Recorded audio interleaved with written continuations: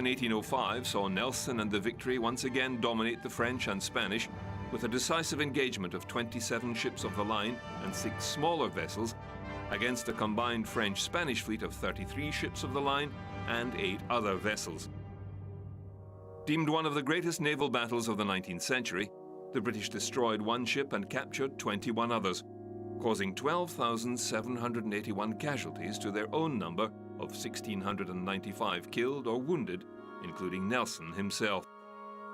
During this time of sail, several specific types of vessel were standard, like gunboats, sloops, and schooners. The brig vessel was a 2-master with square rigging.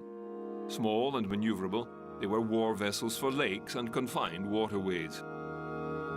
The corvette was a small, lightly armed vessel.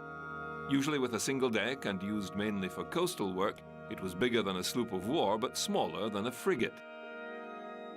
The frigate referred to many types over the years, but specifically they were as long as a ship of the line, but square-rigged on all 3 masts and generally lightly armed for patrol and escort duties.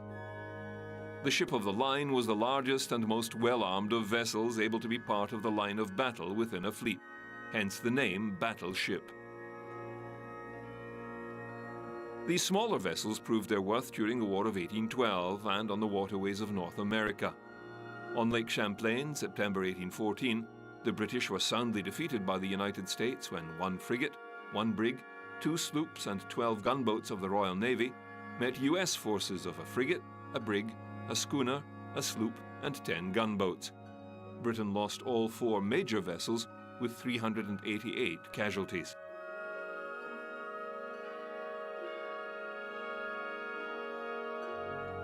Time was changing.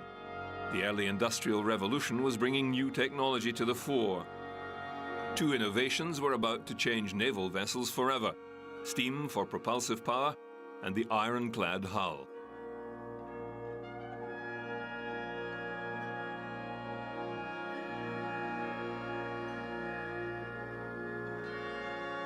With the advent of steam power, a flurry of new vessels were built with the new propulsion system, although they generally included masts and rigging just in case of mechanical breakdowns.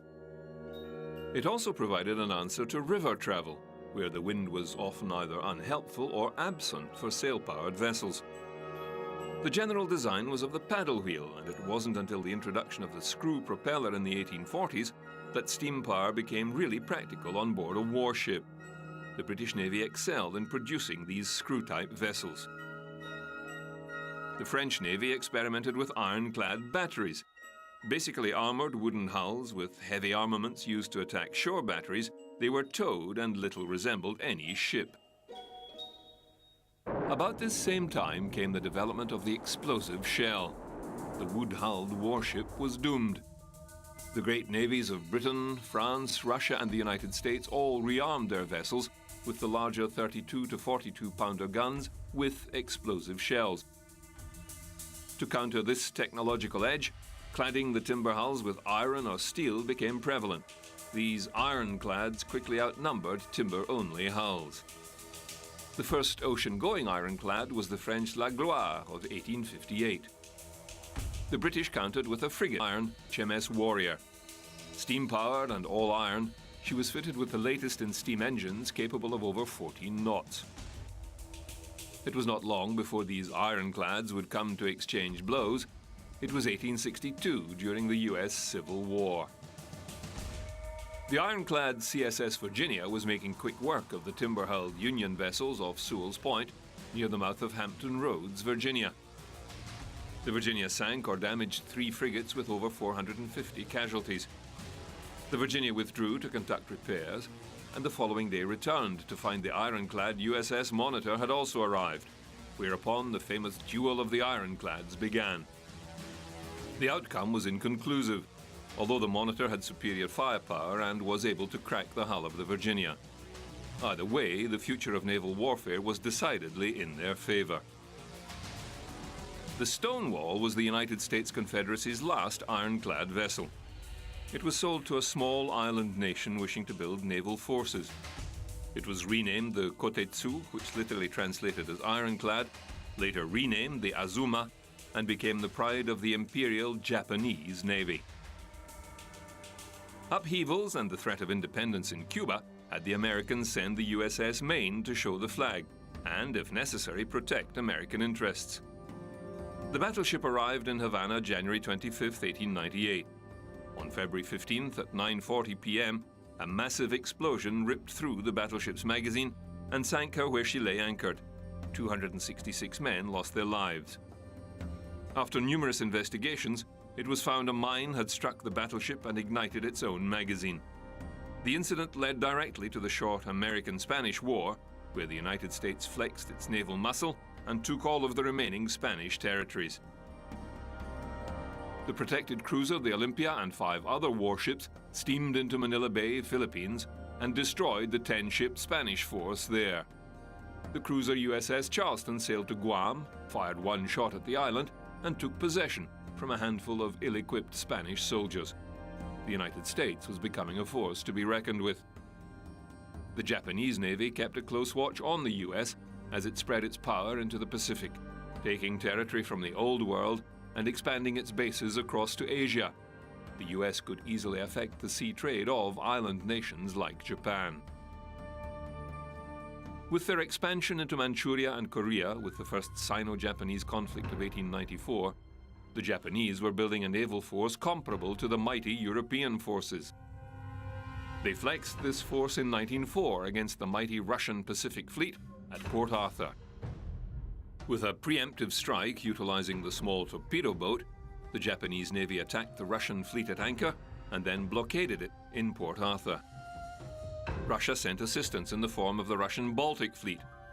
Redubbed the 2nd Pacific Squadron, Admiral Rozhestvensky sailed the massive fleet around the globe to relieve the Pacific forces. But when they reached the Sea of Japan, they met the Japanese fleet. At the Battle of Tsushima, or the Sea of Japan, the Japanese devastated the Russian fleet in one of the great sea battles of naval warfare. A peace treaty was quickly arranged by the United States and signed in Portsmouth, New Hampshire. Russia ceded a great deal of land and influence, not to mention the public humiliation. The Battle of the Sea of Japan was closely watched by Britain and the United States. They too learned a lesson in tactics and vessel design. The result was the new Dreadnought-class battleship. Britain was determined to remain the major power of the 7 seas and embarked on a new ship design. Launched in 1906 from Portsmouth shipyards, the Dreadnought weighed over 18,000 tons, was 527 feet long, and thanks to the new steam turbine engine, could reach a speed of 21 knots. She was a big gun concept vessel.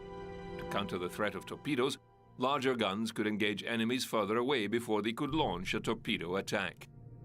She was armed with 10 12-inch guns, 27 12-pounders and 5 torpedo tubes, and armor up to 11 inches thick.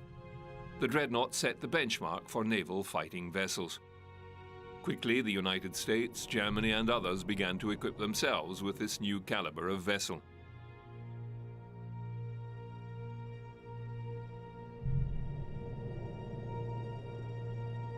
With the outbreak of World War I, there were surprisingly few battleship engagements.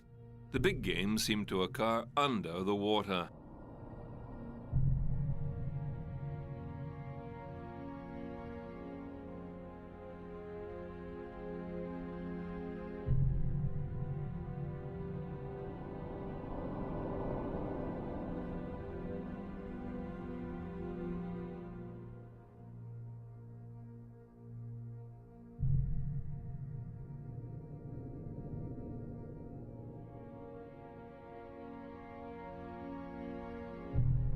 Part of the battle lay in the shipyards being able to manufacture and produce warships faster than the enemy could sink them.